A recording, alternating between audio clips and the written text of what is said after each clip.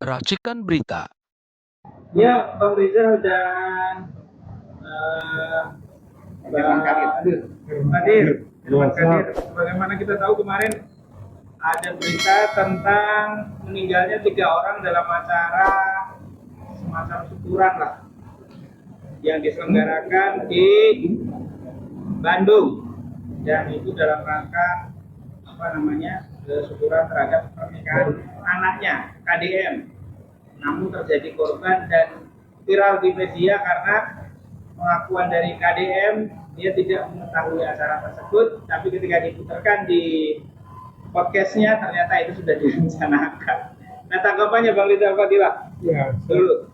Saya kira harus ada pemeriksaan yang seksama ya dari pihak kepolisian, karena soal meninggal atau soal tewasnya 3 orang dan luka-luka 18 lebih lah atau 20 lebih orang itu bukan peristiwa yang harus dilewatkan begitu saja.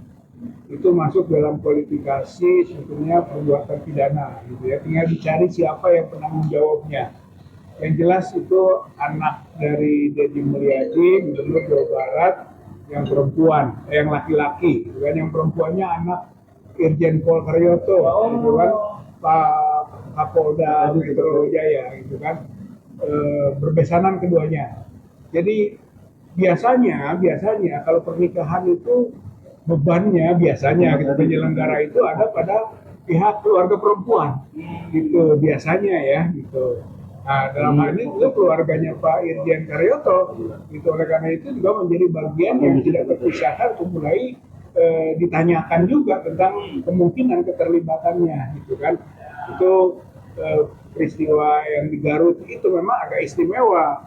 Biasanya kalau walimahan, syukuran itu nggak pernah ada korban, gitu ya. Itu malah orang bersenang-senang, bahagia. Kalau ini akibat dari sesuatu yang sebenarnya sudah bisa diduga, gitu kan. Masa di dalam syukuran mengundang masyarakat yang banyak-banyaknya, sebebas-bebasnya, nggak ada pembatasan. Ya sebetulnya sudah bisa diduga akan terjadi sesuatu.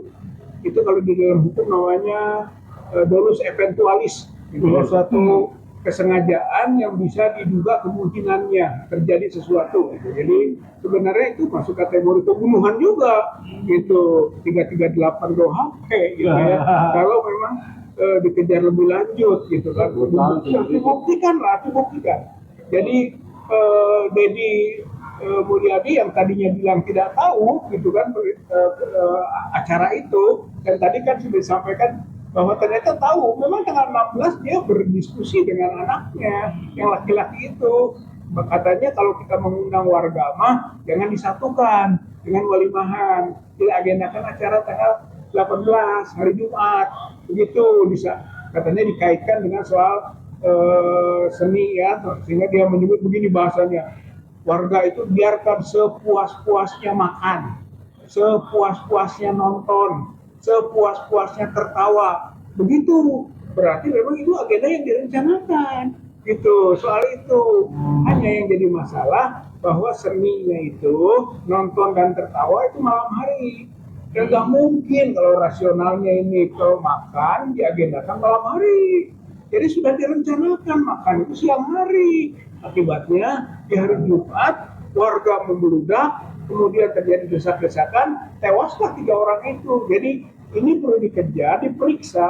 Mungkin penyelenggara ataupun pihak yang biasa menjadi penanggung jawab itu adalah keluarga perempuan, ya ini keluarga Irjen Karyoto harus diperiksa, keluarganya Deddy Mulyadi harus diperiksa. Bahwa nanti siapa penanggung jawab utama, yaitu soal hasil pemeriksaan kepolisian. Dalam hal ini Polda Jawa Barat.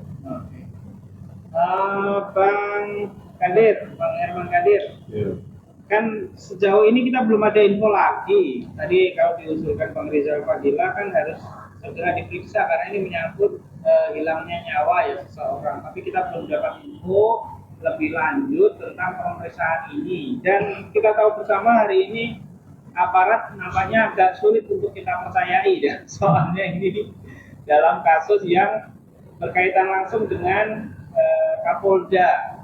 Jadi, jelas ya? Ya.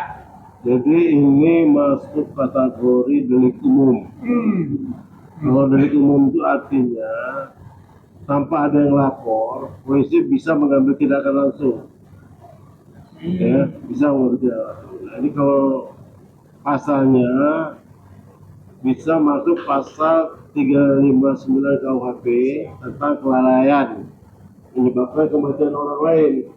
Nah, ini juga bisa masuk kelalaian pasal 360-nya kelalaian menyebabkan orang luka-luka parah. Ya. Nah, itu 360-nya. Kalau 361-nya kerugian harta bendanya hilang akibat kelalaian ini. Nah, itu bisa masuk ini. Kalau pasal ini si Gubernur Jawa Barat ini berikut anaknya bisa kena, kalau menurut saya, karena dia yang mengundang masyarakat ramai perkumpulan, ya. Apalagi kalau undangan itu tanpa izin. Nah, kalau tanpa izin bisa diperberat lagi, masuk 338 nanti kita bisa 20 tahun hukumannya itu. Nah, jadi ini ya, artinya apa? Seharusnya acara itu kalau memang seramai itu dibarengi dengan keamanan yang ketat, ya. Jadi pihak keluarga harus menyiapkan keamanannya, harus menyiapkan segala sesuatu supaya terhindar dari musibah itu gitu loh. Nah, ini saya melihat ini tidak disiapkan gitu loh. Nyawer-nyawer, orang injak-injakan, nah, akhirnya begini terjadi. Rebutan makanannya tidak strategi, dibikin numpuk satu tempat lokasi, akhirnya orang impit-impitan. Nah, ini bisa masuk kategori 359 KUHP tadi, yaitu kelalaian menyebabkan kematian orang lain. Ancamannya jelas di atas 10 tahun. Oke. Ya, itu aja yang bisa saya sampaikan. Nah, Bang Rizal, jika apa yang disampaikan Bang Rizal dan Bang Herman Kadir ini tidak diindahkan ya, karena kan kita tahu bersama ini kasusnya agak cukup besar ya, karena ini melibatkan dua tokoh penting di negeri ini ya, apa namanya, Irjen Pol Karyoto, yang kedua adalah Kang Deddy Mulyadi, apalagi Kang Deddy Mulyadi sekarang sedang di blow up di media sosial ya, dan kemungkinan nanti akan terus naik di media sosial. Kira-kira apakah mungkin ini bisa sebagaimana tadi dijelaskan oleh Bang Rizal dan Pak Kadir kalau kita melihat kondisi yang sekarang? Ya, saya kira tergantung publik, tergantung masyarakat ya, dan juga pihak keluarga korban. Saya kira pihak keluarga korban juga harus menyadari bahwa ini bukan delik aduan tadi, bukan harus dilaporkan, diadukan, bahkan kalaupun dimaafkan oleh pihak keluarga itu tidak menghapuskan pidananya. Karena ini adalah kepentingan umum, delik umum tadi disampaikan oleh Bang Herman Kadir. Gitu. Jadi tergantung nanti publik melakukan pengawasan, gitu kan. Dan saya kira sebagai pemimpin baik itu Irjen Karyoto maupun Deddy Mulyadi, gitu kan, justru sebagai contoh. Menurut saya mah ini ada tantangan untuk memberi contoh kepada publik tentang kepatuhan hukum dan kesiapan tadi untuk melakukan siap untuk diperiksa secara hukum. Saya kira itu satu hal yang menjadi tantangan bagi keduanya, gitu. Dan terutama bagi Deddy Mulyadi ini pelajaran juga, gitu kan. Beliau itu biasanya gandrung terhadap pencitraan, gitu kan. Banyak kasus-kasus yang kecil pun bisa dibesarkan, gitu kan. Nah, sekarang jangan sampai terbalik, kasus besar dikecilkan, gitu ya. Saya kira ini adalah momen masyarakat untuk menuntut gitu, kepada pihak-pihak itu untuk lebih terbuka, gitu kan, tentang siapa penanggung jawab akhir. Dan memang ini kan pasal bisa kena pasal 55 mungkin teman-teman ya. Karena ada keterlibatan banyak orang, 5556. Artinya delneming ya, artinya kebersamaan. Pelaku siapa yang membersamai, siapa juga yang menyuruh. Nah, itulah potensialnya semacam Deddy Mulyadi atau mungkin keluarga dari pihak perempuan Karlina ya, itu ikut bersama-sama. Saya kira kemungkinan seperti itu jangan ditutup gitu, bahwa ini tidak mungkin dilakukan oleh satu orang saja, misalnya pengaman aparat setempat. Belum tentu siapa yang memiliki ide gitu kan tentang kegiatan makan siang gratis itu, atau kalau memang itu awalnya malam, siapa yang memindahkan jadi siang. Semua ini adalah perlu dikejar gitu kan, dan hal itu jangan sampai hanya dibebankan kepada pelaksana lapangan. Jangan, karena ini juga jadi tanggung jawab kebersamaan tadi gitu ya. Dalam hal ini malah perlu Deddy Mulyadi, mungkin juga Irjen Karyoto memberi contoh sebagai orang yang taat hukum. Dan kalau memang bersalah, terimalah kesalahan itu. Oke. Terakhir nih, Bang Herman Kadir, mungkin sekaligus kita menutup. Bang Herman Kadir, harapannya kepada masyarakat Jabar yang menyaksikan kasus ini, khususnya ya, karena ini di wilayahnya Pak KDF, apa nanti habis itu silakan Bang Rizal Fadila juga. Sama, kalau tidak ada respon dari penegak hukum, namanya kepolisian Polda Jawa Barat, saya berharap masyarakat Jawa Barat, terutama keluarga yang kelompok korban segera melaporkan ke pihak yang berwajib, apakah di Polres, apakah di Polda gitu. Yang kedua, karena ini banyak yang dirugikan, banyak apa, bisa masuk ke gugatan perdata. Perdatanya bisa class action, jadi bisa rame-rame bisa gugat ganti rugi, Kang Dedinya, itu masyarakatnya. Kenapa? Memang saya lihat ini memang Kang Dedi ini ada kurang simpati dengan Islam gitu. Agak sinis dengan Islam dalam kepemimpinannya ini. Karena rumah sakit itu simbol-simbol Islam diganti dengan yang lain, dengan bahasa Indonesia. Padahal sudah jelas namanya apa itu? Olas Asih. Olas Asih. Dari Al-Ihsan. Al-Ihsan diganti Olas Asih. Nah, apalagi nanti mau diganti semua nanti. Jangan-jangan masjid-masjid nanti diganti semua. Masjid Mujahid diganti masjid perjuangan. Nah, bisa aja. Aduh, ini. Ya saya kira soal masyarakat rumah sakit, ya saya kira rumah sakit itu juga jadi masalah yang sedang dikritisi oleh masyarakat, ya gitu ya. Bahwa penggantian nama rumah sakit Islam itu punya historis, bahwa itu adalah produk para ulama, para umat Islam dan pemerintah yang bersatu menamakan Al-Ihsan.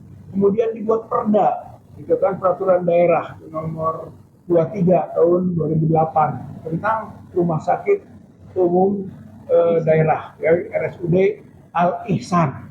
Tiba-tiba dengan SK GUM, gitu kan, Teddy membuat penggantian nama jadi rumah sakit umum daerah Welas Asih, gitu. Saya kira itu nggak bisa, itu melanggar hukum itu.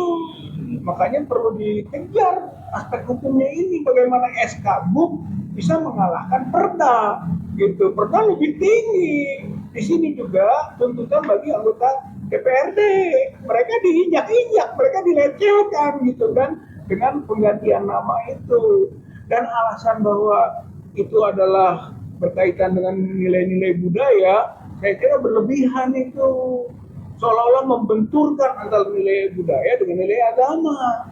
Kalau semestinya Dedi itu bikin aja rumah sakit baru, namanya rumah sakit Welas Asih yang sudah lama ada dari produk umat Islam dan ulama. Rumah sakit Al-Ihsan tetap saja gitu. Ini mah ketidakbecusan membuat rumah sakit, kemudian mengambil rumah sakit yang ada, mengambil oper nama dengan alasan budaya. Itu namanya alat budaya gitu. Budaya itu nggak boleh dibenturkan dengan agama gitu. Jadi sikapnya Deddy Mulyadi ini kualifikasinya Islamofobia gitu. Dia benci, dia takut, tidak suka kepada atribut-atribut Islam. Saya kira umat Islam masih akan marah menghadapi pola-pola penggantian hal seperti itu.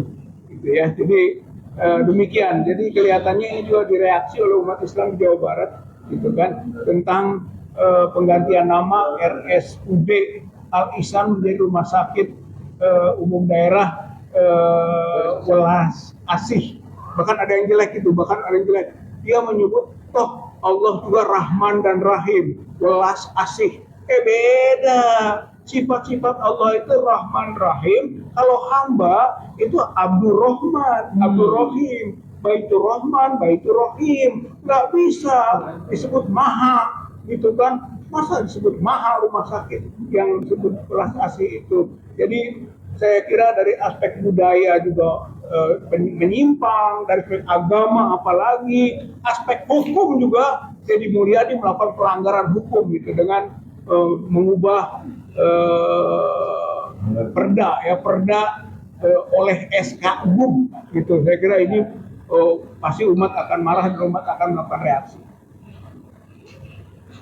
Tanggapannya Bu RSUD tentang RSUD KDF yang diganti jadi RSUD welas asih dan tragedi kemanusiaan ya yang kemarin mengakibatkan meninggalnya 3 orang dan puluhan orang luka-luka pada saat pesta yang dilakukan oleh anaknya KDF Kang Deddy Mulyadi di Garut. Silakan. Prinsipnya sebenarnya kita patut belasungkawa untuk persoalan ini, dan seyogyanya Kang Deddy itu harus bertanggung jawab ya, karena beliau adalah pimpinan, beliau adalah yang seharusnya sudah lebih awal tahu dan bisa mengantisipasi segala persoalan-persoalan yang terjadi, dan sehingga tidak menyebabkan korban, tidak berjatuhan korban. Sehingga sebagai pimpinan saya melihat tidak bisa atau serta-merta dia harus melepaskan tanggung jawab begitu saja dengan mengatakan saya tidak tahu. Kok mudahnya seorang pimpinan mengatakan, menjawab saya tidak tahu menau soal itu.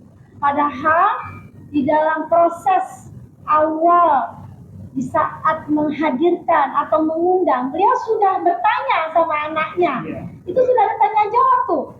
Sama anaknya siapa yang mau diundang, seperti apa dan bagaimana. Di situ kan sudah terlihat nampak bahwa beliau sebenarnya tahu persoalan ini. Cuma memang akhirnya bentuk daripada lari dari tanggung jawab yang mengatakan mudah saya tidak tahu. Dan di sini perlu kita sebagai warga masyarakat dari Bandung harus betul-betul mengejar beliau untuk bertanggung jawab terhadap persoalan yang terjadi. Karena ini persoalan kemanusiaan ya. Di Garut yang terjadi ini persoalan kemanusiaan. Ada korban dan ya, kalaupun dia mengatakan bahwa saya sudah hadir, sudah datang, sudah sungkawa, bukan berhenti sampai di situ, tapi harus betul-betul melihat hal-hal yang lebih jauh dari kenapa dan ini tidak boleh lagi terjadi. Saya pikir seperti itu mungkin ya. Terima kasih. Assalamualaikum warahmatullahi wabarakatuh.